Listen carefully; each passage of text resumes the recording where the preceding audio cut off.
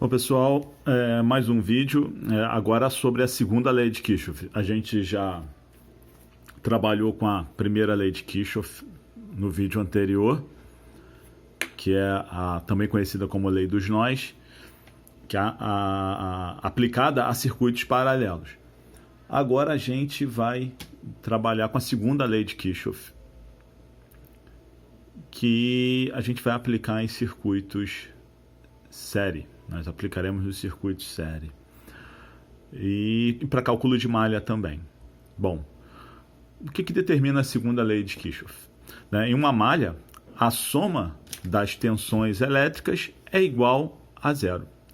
Então, agora na segunda lei, se eu somar todas as tensões elétricas de uma malha, o resultado será igual a zero. Nós comprovaremos isso. Mas o que é uma malha? Então, a pergunta de vocês. O que é uma malha, professor? Está falando de que malha a gente pensa logo em camisa, em roupa, em alguma coisa assim. E não é disso que nós trataremos aqui, claro, Então, malha é um circuito fechado pelo qual circula uma corrente elétrica.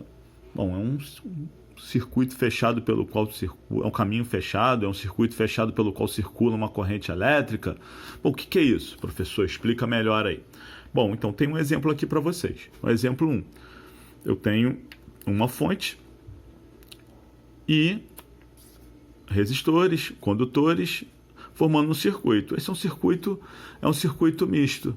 Então eu tenho duas malhas aqui. Eu tenho a malha A e eu tenho a malha B, ok?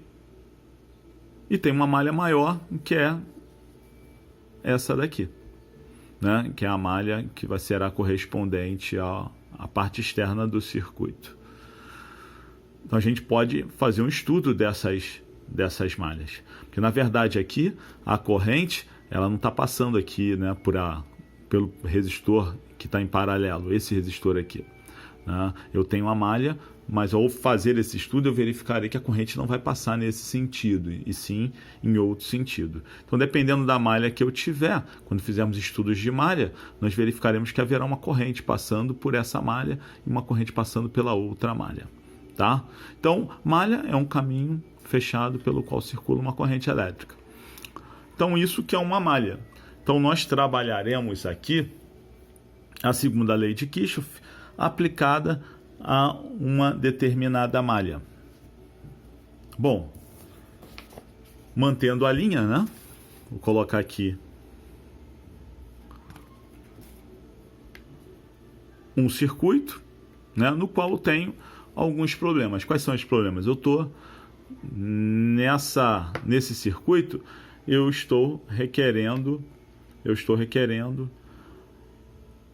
os valores destas grandezas, da tensão 1, da tensão 2, da tensão da corrente T, da corrente 1 e da corrente 2, corrente total e as correntes dos respectivos resistores, Então vamos analisar para ver como eu vou aplicar a lei de Kirchhoff, a segunda lei de Kirchhoff, nessa malha. Bom, para eu calcular essas grandezas, eu tenho que fazer uma análise. Eu tenho aqui uma fonte, 40 volts. Eu tenho resistor R1, resistor R2. Eu sei o valor da tensão entre esses dois pontos? Não sei. Professor, não é 40 volts? Não, para ser 40 volts, esse ponto aqui tinha que estar ligado em paralelo com a fonte também. Esse ponto tinha que estar ligado aqui. Então, ele não está em paralelo com a fonte. Tá? O resistor R1 não está em paralelo com a fonte. Aquilo que a gente viu na primeira lei de Kirchhoff, quando a gente estudou a primeira lei de Kirchhoff. Quando um resistor está em paralelo com a fonte, a tensão no resistor é igual à da fonte. No entanto, ele não está em paralelo com a fonte, ele está em série com a fonte. Então, tanto a fonte quanto o R1 quanto o R2 estão em série um com os outros. Então, esse resistor aqui, Ele não está em paralelo com a fonte. Portanto, ele não tem a tensão da fonte. Então, eu não sei a tensão no resistor R1. Da mesma forma, eu não sei a tensão nos terminais do resistor R2. Então, eu não sei o valor da tensão que eu tenho no meu R2. Beleza? Poderia chamar de V3, né? Poderia chamar de V3. E aqui eu posso chamar de V1. Então, é a tensão nos terminais do resistor. Desculpa, V2. Eu estou pensando já no outro exercício. Então, eu não tenho a tensão no resistor R2. Eu não tenho a tensão V2, né? Assim como não tenho também a tensão nos terminais do resistor R1. Bom, e agora, professor, como eu farei? Né? Eu tenho a minha tensão total, não tenho? Eu tenho os valores resistivos dos meus resistores. Eu dei esses valores para vocês. Então, eu posso calcular o IT aqui? Não posso calcular o I1, porque I1 vai ser igual a V1 sobre R1. Eu tenho R1, mas não tenho V1. I2 é igual a V2 sobre R2. Eu tenho o R2, mas não tenho o V2, né? Eu não sei também. Então, eu não consigo calcular as correntes. Então, começa a ficar amarrado. Eu posso calcular o IT? Né? Como é que eu calculo o IT? IT é igual a tensão total dividido pela resistência total. Então, eu tenho a tensão total? Tenho, 40 volts. Eu tenho a resistência total? Não, não tenho. Opa, mas eu já aprendi a calcular a resistência equivalente ou a resistência total, né, daquela associação anteriormente. Então, o R1 e o R2 estão em série. Então, posso calcular essa resistência total aí. Eu posso calcular o RT. Então, o meu RT vai ser igual a, como estão em série, vou mudar aqui de lado, como estão em série, será igual a 2 mais 8.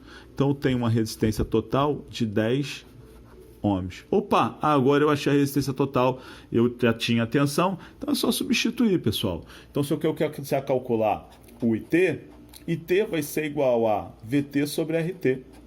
Né?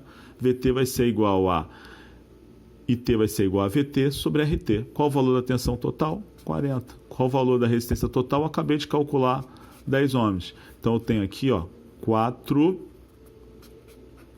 amperes. 40 por 10, eu tenho 4 amperes. Significa que a corrente que está passando aqui, ela é igual a 4 amperes. Bom, se lá no circuito paralelo a tensão é a mesma, agora no circuito série a corrente que vai ser a mesma. Então eu tenho que guardar, né? No circuito paralelo, fazendo uma análise, a gente viu anteriormente, a tensão é a mesma e a corrente ela vai se dividir nos nós, né? Ela vai se dividir pelos nós que encontrar. Aqui no circuito série, a corrente é sempre a mesma. Por que a corrente é a mesma? Ela só tem um caminho para percorrer no meu circuito. A minha corrente só tem um caminho para percorrer no circuito.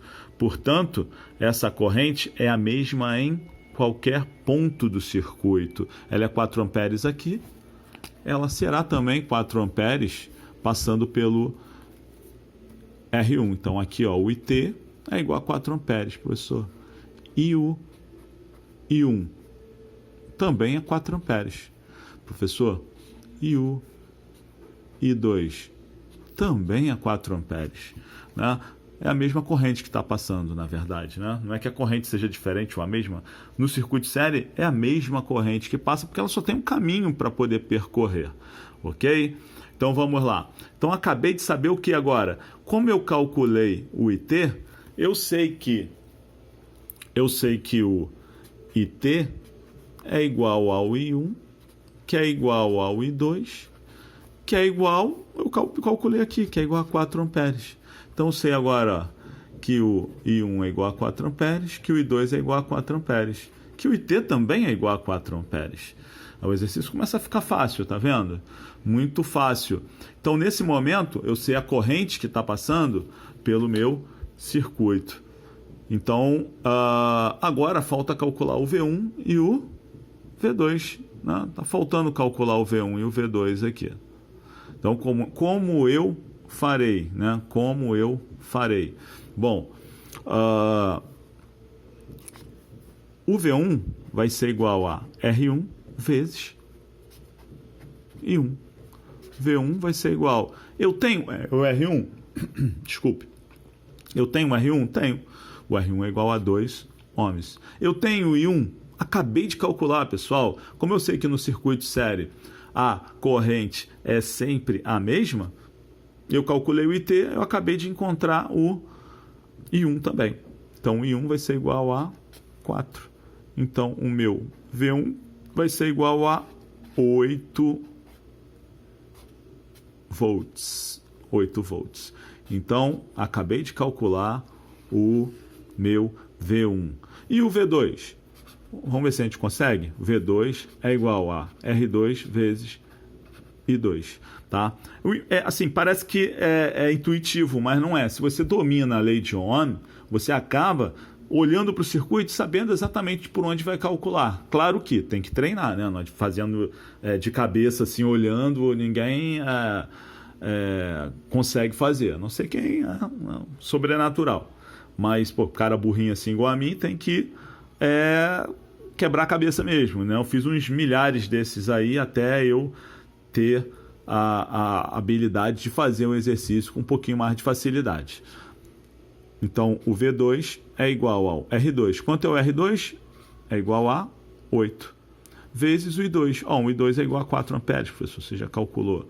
Então, agora eu tenho 8 vezes 4 é igual a 32 volts. É igual a 32 volts. Bom, vamos voltar para o conceito inicial. Né? O professor calculou esse monte de coisa aí, está falando de segunda lei de Kirchhoff. O que isso tem a ver? Então vamos voltar lá no conceito inicial. Vamos pegar, vamos virar o quadro. Vai, cadê? Esse negócio de fazer ao vivo é complicado, viu? Tá aqui, ó. Tá aqui.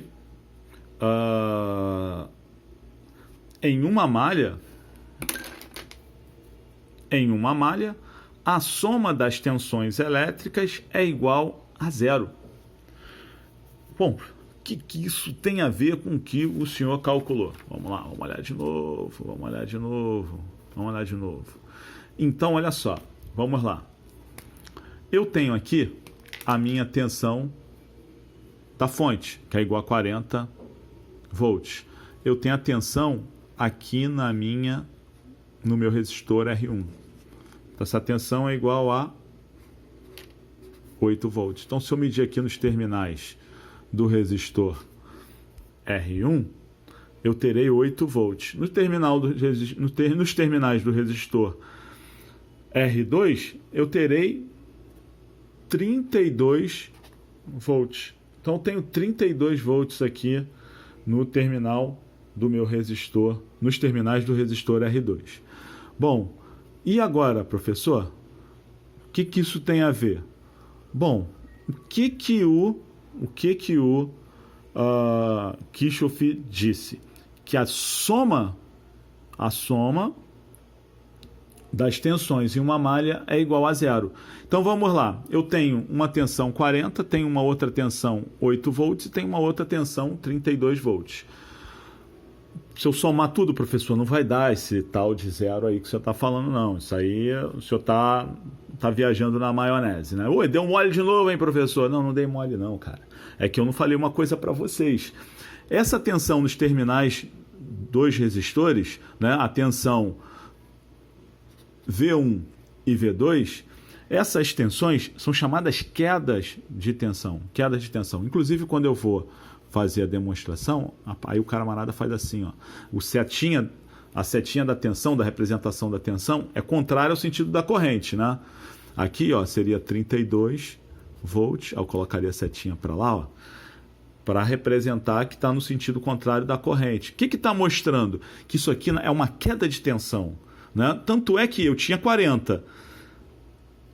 perdeu 8 volts aqui para o resistor R1, ou teve uma queda de tensão de 8 volts no resistor R1.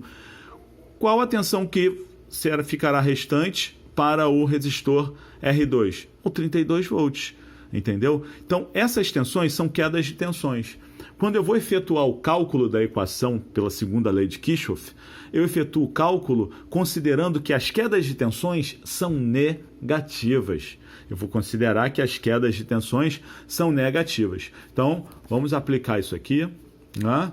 Então, eu tenho o VT igual a 40 volts, eu tenho o V1 igual a 8 volts e tenho o V2 igual a 32 volts. Só que isso aqui é o quê?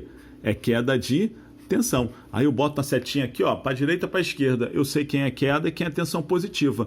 Então essa tensão aqui, na hora de efetuar o cálculo, eu vou considerar tensões negativas. Como é que é a fórmula determinada pelo Kirchhoff? Né? VT mais V1 mais V2 é igual a zero.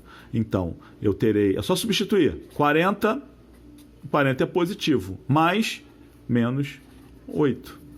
Mais, menos 32, que é igual a zero.